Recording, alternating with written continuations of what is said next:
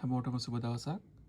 මේ තියෙන්නේ ඊයේ මම ඔයාලා දන්නවද කියලා අහපු පතරම මේ 17 HMR කියන පතරම බොහොම කුඩා පතරමක්. ඔයාලට පේනවා ඇති. මේක hollow point කියන මාදලියේ පතරමක්.